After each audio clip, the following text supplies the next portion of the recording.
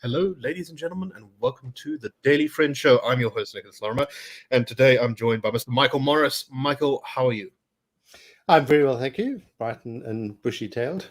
I was just thinking of just half an hour ago, I was saying to the housekeeper that I had a podcast to do, and did she think I needed to shave? Well, I said, I sort of kind of ventured the idea that I didn't need to shave. I thought I'd probably get away with it. And she looked at me with what I realized was undisguised skepticism and said, no, I think you can shave. So here I am, contrite, but clean shaven. If you'd shown her a picture of the other people on the podcast, she may have said, actually, no, you can probably get away with not shaving. We also, of course, are joined by Terence Corrigan. Terence, how are you? Yeah, recovering from some flu, the normal seasonal type, but that kind of lingers. Otherwise, just shaking my head as usual. Indeed, and there are many things to shake our head at today in our fair, fine, and fabulous country. As much as it sometimes gives us heartaches. You alliteration fool you. Yes. So let's start off with our first story. And I mean, I know it's been a favorite of the people who watch the show live, who comment about how upset people are about South Africa's 50 million rand gift, or as the government put it, humanitarian aid to Cuba to help out the Cuban government because it's been going through some serious economic problems recently. Well, that was taken to court by AfriForum, which managed to get, I think, a high court interdiction to stop it, and that's now still going through legal battles. However, it has emerged in some documents that came out from that court case that there was a series of loans which were given to Cuba equaling 140 million rand between 2018 and now. So according to information that came out between the Department of International Relations and Cooperation, this was kind of released as part of the court case. It was found that this loan had been requested by the Cuban government. They had written to Naledi Pandor, the minister, and said Cuba was the victim of a plan designed by the United States government to collapse Cuba and provoke a social outbreak and justify external interventions. They were accusing the US of preparing to invade Cuba. They basically went on to say this is why they needed the 50 million rand, but it also emerged from this that Jacob Zuma had in 2012 signed a deal which was worth 350 million rands worth of economic assistance to Cuba. And then there was this large loan that was given in two chunks, one of 63 million rand in 2018, and the second chunk of 84 million rand in December of 2021, meaning that Cuba has been given 200 million rand by the South African government in the last 4 years, which is quite a staggering amount. Maybe not super huge in terms of the overall national budget, but I like to think that we maybe could have made better use of that. So, Terence, let me start with you. Why is government doing this? Is there a good reason to do it? What are your thoughts? I think if you step through the looking glass and look at the ANC's own motivations and what drives its own sense of the necessary, it makes eminent sense. Our foreign policy is hugely ideological. In fact, the only real sort of a consistent theme within our foreign policy is this idea of South Africa being a country of the global South and facing off imperialism. It's very, every day is the 1960s. We're not wearing bell bottoms. You could probably buy some great new suits with that 147 million or whatever. Now the ANC has had a sort of Cuba fixation that is long standing, in part because they received some very real assistance from Cuba back in the old struggle days. I think more so because by proxy they feel a sense of gratitude for Cuba's role in Angola. So interestingly, the ANC was never really engaged in the in combat with the SADF in Angola. The Quito Carnivale thing, that was SWAPO, that was the MPLA, that was the Cubans. The ANC was nowhere to be found, which is one reason why we never have a sort of an ANC veteran coming and talking about it. But yeah, it's symbolic, it's ideological. The problem, of course, is that Cuba has nothing that South Africa really needs. There are no real commercial opportunities there. You want this as kind of one of the shining stars of your diplomatic universe, and you want to extend some sort of assistance, but you can't do it on any grounds that make any rational sense. So in the end, you end up doing things like the medical program, which you can, or the medical program. At least you can say you get doctors, but you have this crazy idea where you have Cuban technicians servicing South African vehicles. This is by the same government that goes on about localization, except when it comes to servicing the Army's own trucks. It's a way you can buy something at a massively inflated price as a means of dispensing aid. South Africa, although many South Africans don't realize, is actually a fairly significant aid dispenser, mostly in Southern Africa. The Southern African Customs Union, for instance. Much of the customs collected here goes as a compensation to Botswana, Namibia, Swaziland, Swatini, and Lesotho. I mean, more than half of the budgets of some of those countries. There's also quite a bit of aid spending in other parts of Africa, but Cuba is the sort of standout example. And in order to sort of make this payment to a country that, in very real terms, doesn't make much difference to South Africa except in people's heads, you end up doing things like taking the African Renaissance Fund and then changing the terms so that you call it developing countries, not African countries, etc., etc. Does it make sense? Well, no, not in any sort of rational sense, no. But it makes ideological sense if you're the ANC. I would venture that Cuba's economic problems are less to do with America's blockade, which has been in effect, although it did have a break, I think, during the Obama administration since the 60s. May I just say something there? Yeah. I'm a bit of a language geek. There is no blockade of Cuba. There's no ships sitting around it. In the early 1960s, Cuba has, to all intents and purposes, been able to trade with every country in the world other than the United States. And a lot of American companies actually traded with Cuba anyway by setting up subsidiaries in Canada or Mexico. So, an island sitting off the coast of a hostile superpower doesn't necessarily mean that the island in question is going to be an economic basket case. Taiwan, of course, has done very well. Right.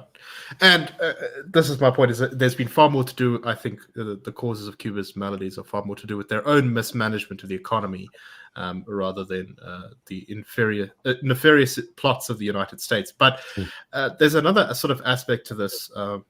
So, Michael, I just want your thoughts in general on this, but also the DA says that it wants an audit of the 147 million because they believe that there's a possibility that someone was using this as a means to launder money around, possibly maybe because of corrupt enterprises or criminal enterprises, or maybe back into the ANC or something like that. Michael, what do you make of that? Do you think that's possible? And what do you think of this issue in general? Yeah, I mean, I suppose tragically, one has to say it's entirely plausible, and certainly worth investigating. The more attention we can get brought to bear on deals like this and this kind of spending, the better, I'm sure. I mean, it's a tragic reflection of what we've become used to, is that nothing really surprises anymore. It's quite distressing.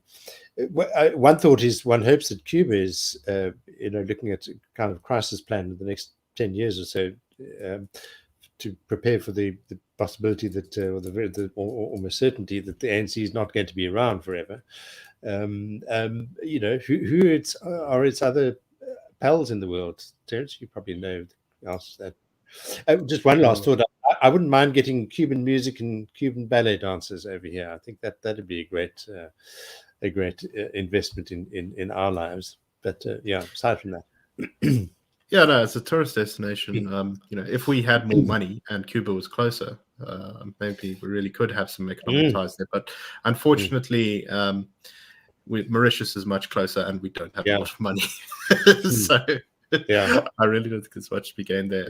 I think as for Cuba's friends, it's mostly sort of members of the old communist club.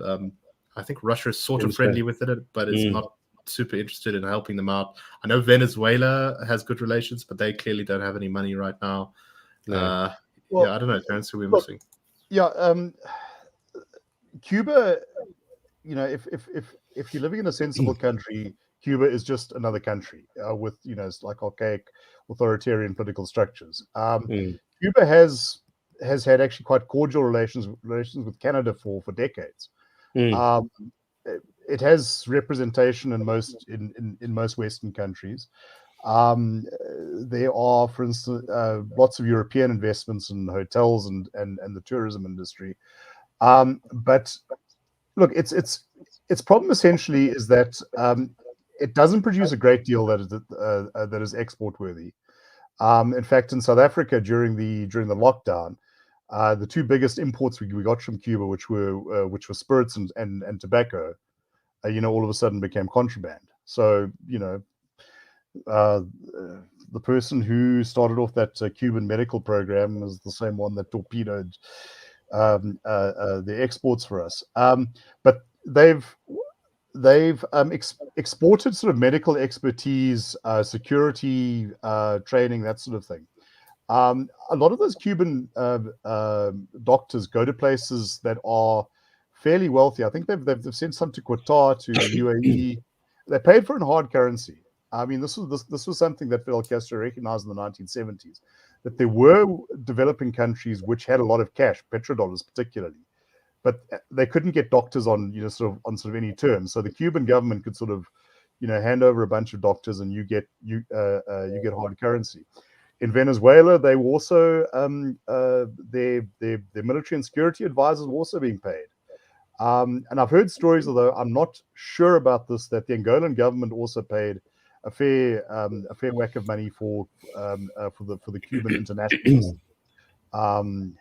In fact, so, so it was one of the ironies of the Cold War that you had Cuban soldiers defending American-owned refineries being paid with petrodollars.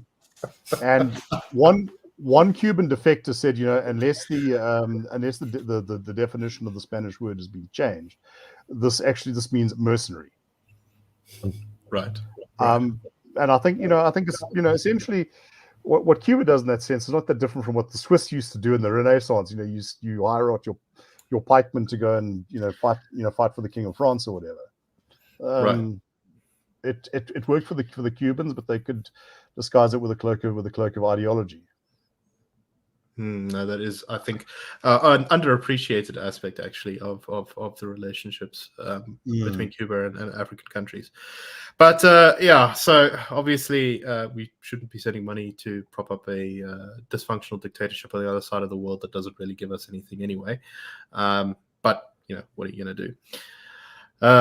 So we'll have to. I'm sure we'll hear more about this story once the court case is drawn to a close. But something that everyone should be aware of how government is spending the money that we really don't have. Okay, let's move on to our next story. And this is this is a story that's big on particularly on social media right now, but also on the on some of the big news sites. And it's another one of these ugly interactions between two people.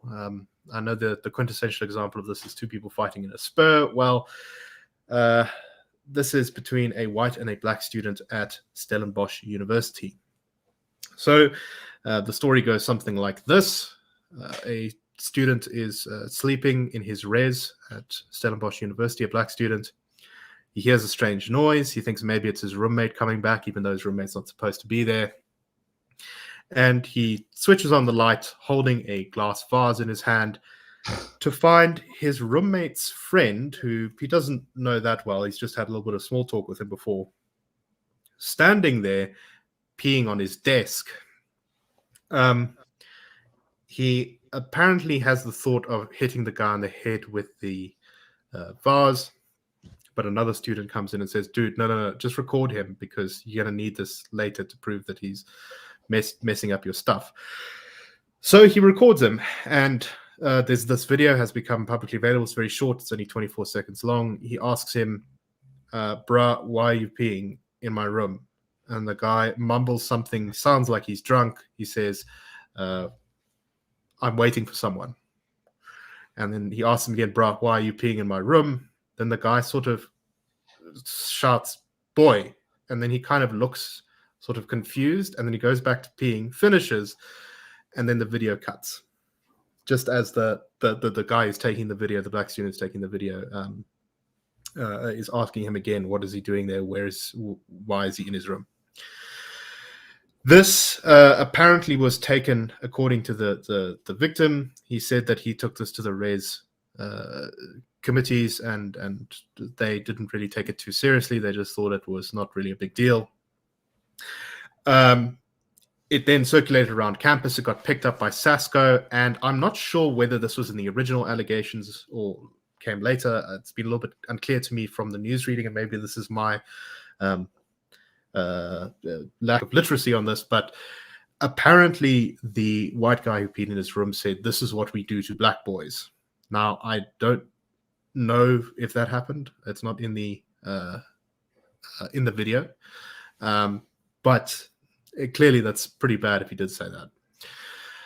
Anyway, there's now been a big furore about this. Everyone is very upset. The guy whose stuff was peed on, his parents have demanded that he lay criminal charges, although he's not really been keen on doing it. In fact, his father said, if he doesn't lay criminal charges, I will. There's been a lot of people saying that this is representative of a culture of exclusion and racism at Stellenbosch University, and that this is all part of, treating some people like they don't belong to the university community. The student himself has said that he thinks that there are some problems at the university. The guy's stuff was peed on. He says that he thinks that people are not engaging or talking properly to each other, and that there are things that need to be changed in the university, but that he's really just, the impression I get from the communication with him, the interviews with him, is that he really just kind of wants to get back to his studies and just put this all behind him because he's rather upset by the whole thing. The student who did the peeing apparently apologized to the res at large. And so it's provoked a bit of a debate, actually between us. And Michael, I want to get your thoughts on this. But for me, this seems like one of those stories that should have been taken seriously by the disciplinary committee of whatever, the res or the university, whatever. They should have made the guy apologize, pay for the stuff to be broken, clean the guy's room, and that probably should have been the end of it. But a lot of people have taken this to be some example of a larger problem. Michael, your thoughts? You say we spoke a bit about it beforehand, and in my view, it really tends to the latter, that there is something larger here. I mean, I agree that there certainly there's an incident that can be dealt with and needs to be dealt with that perhaps could have been dealt with without anyone else knowing about it.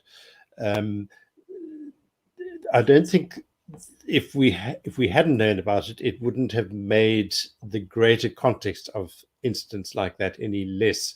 It just wouldn't have been subject to any kind of debate. So I certainly think it's a kind of incident that's quite tricky, easily kind of lends itself to being exploited by all kinds of people, one way or the other. It's a kind of thing where people tend to have very strong views. It's either a simple matter that has nothing whatever to do with society, just between two people, or on the other hand, the other extreme, this is a symptomatic of something bigger. And I incline, I can see both, and I think it was a particular incident, but I don't think it can be separated from a larger picture, which I do think probably is a more serious problem in our society than many people will accept.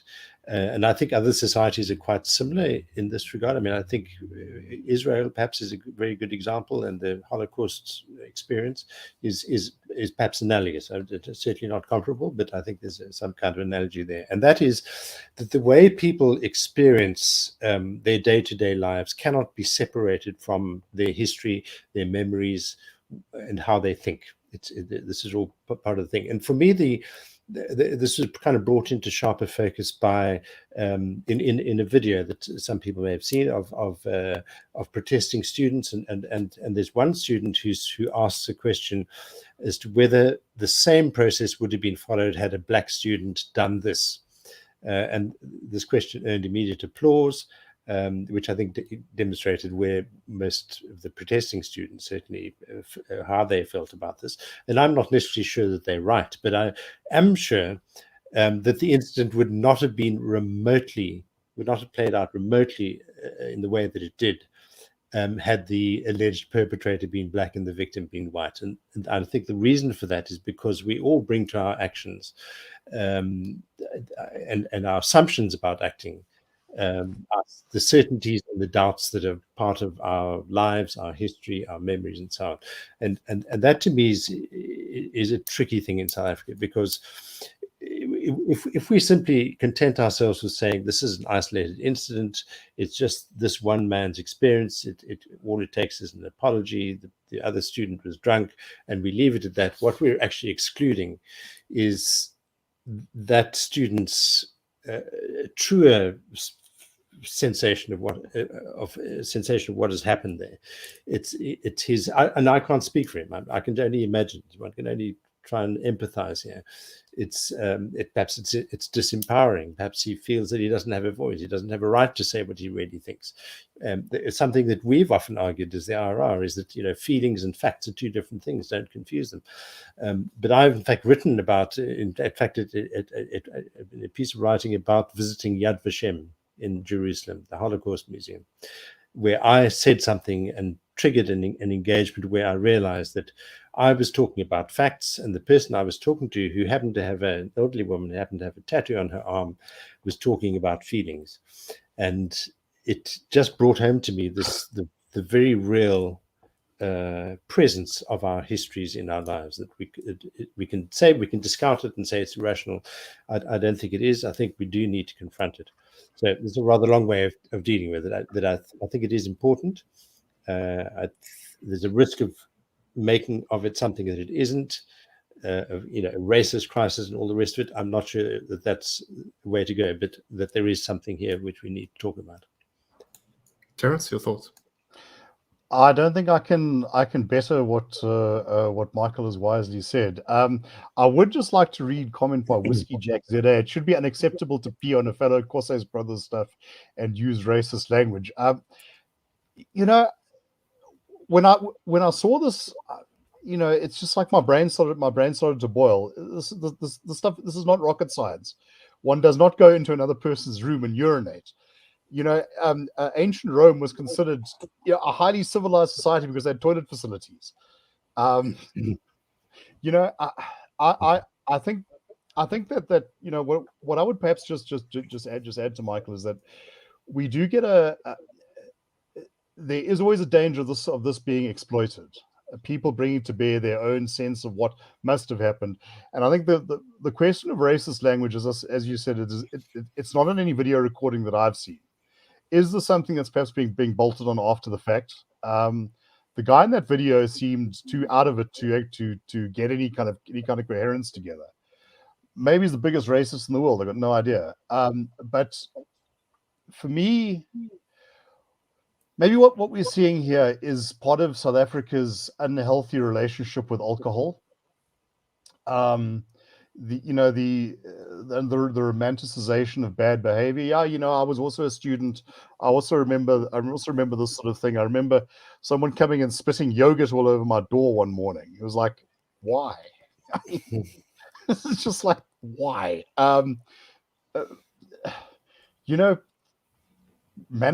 Manners and consideration, even when one is being ridden by Bacchus,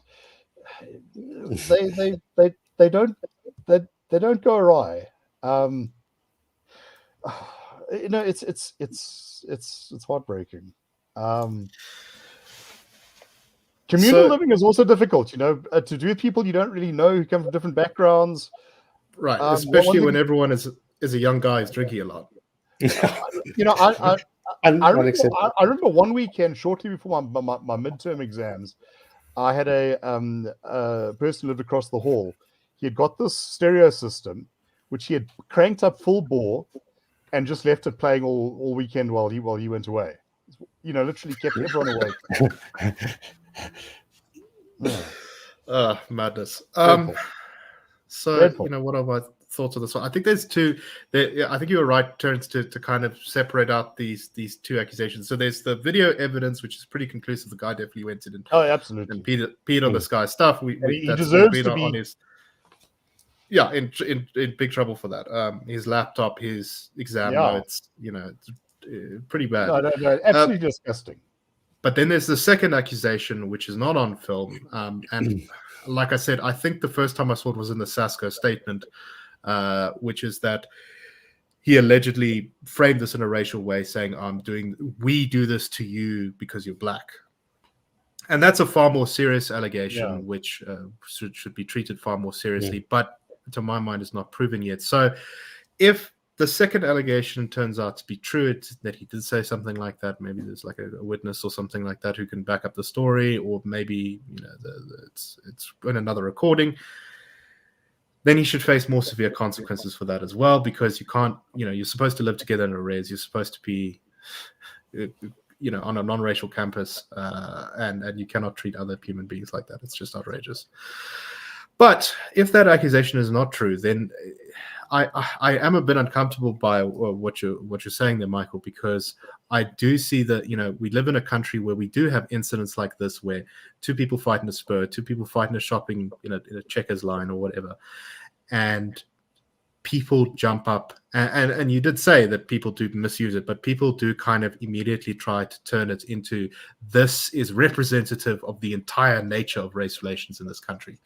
And I don't think that that's true. And I think for me, what's really concerning about this is the victim made the allegation that the res, when he showed them the video of this, didn't take any sort of disciplinary action at first until it became a big media story. And to me, that's really the point of failure here, is that the university administration, if indeed that accusation is true, should have done something about this. They should have stepped up and said, look, this is unacceptable conduct.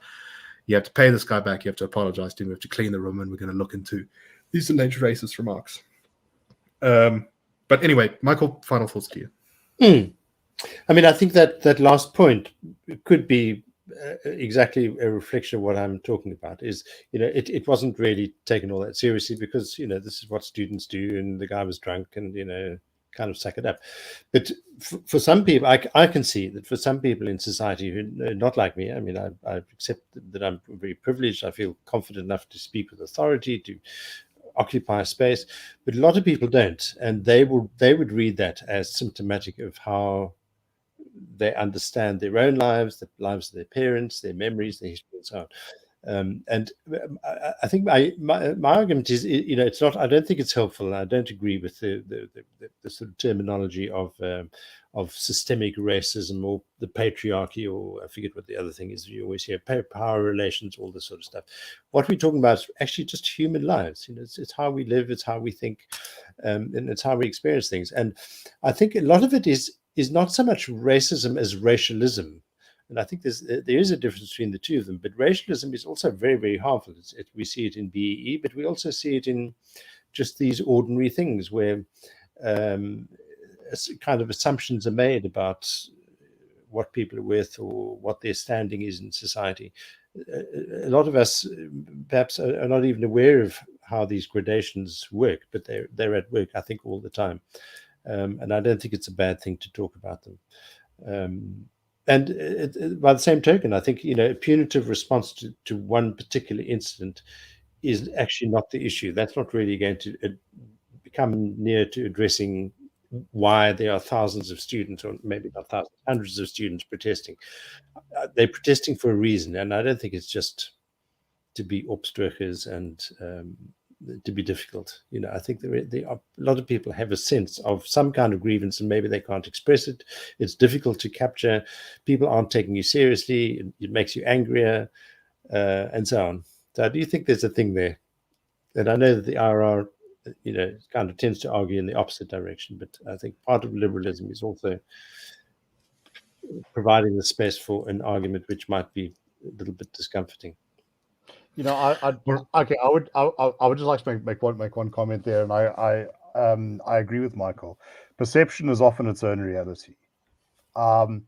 It may, however, be a distorted perception of reality, and I think that the only way you can get by this is by a sort of piece of the brave being actually willing to do what we like to express in sort of cookie cutter slogans about have the uncomfortable conversations, but don't we start to have an uncomfortable conversation and then I'll shut it down because it's making me uncomfortable, or I don't have to tolerate white tears, etc.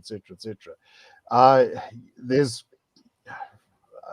I think communicating across uncomfortable boundaries will by definition produce discomfort, and I think that's something that everyone, and perhaps not always in equal measure and perhaps unfairly so, has to be willing to shoulder, unless this is all essentially narcissistic and saying, well, I'm speaking my truth and I don't care, and I have no regard for anything else. Indeed. Well, we are out of time. I didn't expect this discussion to go so long, but anyway, I thought it was interesting, and I hope that our audience believes the same. Anyway, we will be back tomorrow. I just also like to let everyone know that there won't be a show on Thursday because we are doing some other work activities which will happen at the same time as the show. So we won't be around on Thursday, but there will be a show tomorrow. But I'll remind you guys then. Anyway, I'll see you guys all soon, and I hope you have a most excellent and wonderful day. Cheers.